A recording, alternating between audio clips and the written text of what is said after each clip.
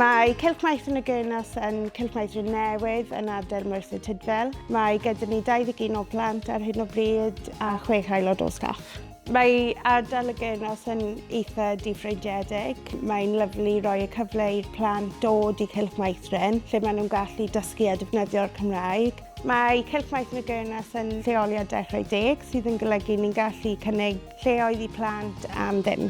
Pan o'n i wedi dechrau yma, oedd teuluoedd yn eitha stand-offish gan erbyn y iaith Cymraeg. So oedd yn rili pwysig i ni datblygu perthynas gryf gyda'r teuluoedd. O'n i wedi trefnu stay a play sessions fel bod rieni'n gallu dod mewn a gweld y iaith yn cael ei defnyddio a gweld pa mor hyfryd yw Cylch Meithrin Y Gurnos.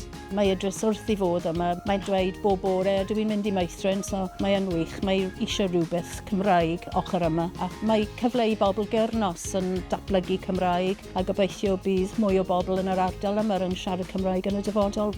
Mae Cylch Meithrin Y Gurnos yn Cylch Meithrin saff. Ni wedi cael llawer o cefnogaeth gan Mudiad Meithrin, grantiau i helpu ni datblygu'r ardaloedd, tu allan. Dyn ni'n trio creu awyrgylch cartrefol, fel bod y plant yn gallu dod mewn ac yn teimlo fel bod nhw yn y gartref. Mae yna lot o pethau naturiol o gwmpas, lluniau o'r plant, lluniau o'r teulu.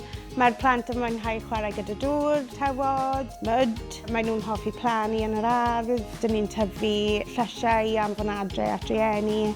Dwi'n prawd iawn i gael cylch mor hyfryd gyda staff hollol ffantastig. Mae'r plant wedi pigo lan yr iaith Cymraeg yn rili gyflym a mae'n hyfryd gweld nhw'n siarad gyda'i gilydd, yn deall be ni'n dweud.